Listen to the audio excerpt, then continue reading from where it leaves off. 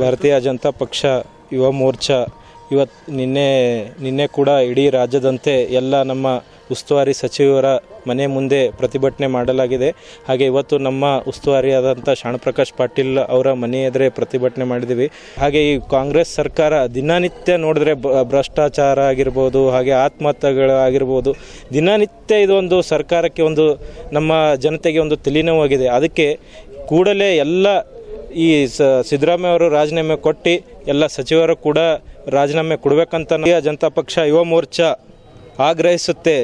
ಇವತ್ತಿನ ದಿವಸ ಭಾರತೀಯ ಜನತಾ ಪಾರ್ಟಿ ಯುವ ಮೋರ್ಚಾ ವತಿಯಿಂದ ನಿನ್ನೆ ಏನು ರಾಜ್ಯಾದ್ಯಂತ ಎಲ್ಲ ಉಸ್ತುವಾರಿ ಸಚಿವರುಗಳ ಮನೆ ಮುಂದೆ ನಾವೇನು ಹೋರಾಟ ಮಾಡಿದ್ವಿ, ಅದೇ ರೀತಿಯಾಗಿ ಇವತ್ತು ನಮ್ಮ ಜಿಲ್ಲಾ ಉಸ್ತುವಾರಿ ಸಚಿವರಾದ ಶಾಣಪ್ರಕಾಶ್ ಪಾಟೀಲ್ ಅವರ ಮನೆ ಮುತ್ತಿಗೆ ಹಾಕುವ ಮುಖಾಂತರ ಸರ್ಕಾರಕ್ಕೆ ಸ್ಪಷ್ಟ ಸಂದೇಶವನ್ನು ರವಾನಿಸುತ್ತಿದ್ದೇವೆ.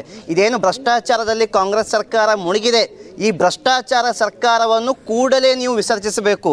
ಈ ಮಂತ್ರಿಮಂಡಲ ಪೂರ್ಣ ಪ್ರಮಾಣದಲ್ಲಿ ಭ್ರಷ್ಟಾಚಾರದಲ್ಲಿ ಮುಳುಗಿದೆ. ನೀವು ಹೈಕಮಾಂಡಿಗೆ ಕಪ್ಪು ಹಣ ಕೊಡುವಂಥ ಮೂಲಕ ನೀವು ಭ್ರಷ್ಟಾಚಾರ ಮೆರೆಯುತ್ತಿದ್ದೀರಿ. ಮತಾಂತರ ಸರ್ಕಾರವನ್ನು ನೀವು ಆಚರಿಸ್ತಾ ಇದ್ದೀರಿ. ಎಲ್ಲೂ ಲಾ ಆ್ಯಂಡ್ ಆರ್ಡರ್ ಫಾಲೋ ಆಗ್ತಾ ಇಲ್ಲ. ಹಾಗಾಗಿ ನಿಮ್ಮ ಸರ್ಕಾರ ಅಸಫಲತೆಗಳ ಸರ್ಕಾರವಾಗಿದೆ. ಹಾಗಾಗಿ ನಾವು ಈ ಒಂದು ಹೋರಾಟದ ಮೂಲಕ ನಿಮ್ಮ ಸರ್ಕಾರವನ್ನು ವಿಸರ್ಜನೆ ಮಾಡಿ, ನಿಮ್ಮ ಕೈಯಿಂದ ಕರ್ನಾಟಕ ರಾಜ್ಯವನ್ನು ಆಡಳಿತ ಮಾಡೋಕ್ಕಾಗೋದಿಲ್ಲ, ಹಾಗಾಗಿ ವಿಸರ್ಜನೆ ಮಾಡಿ ಅಂತ ಈ ಮೂಲಕ ನಾವು ನಿಮ್ಮನ್ನೆಲ್ಲ ಹೇಳ್ತಾ ಇದ್ದೇವೆ.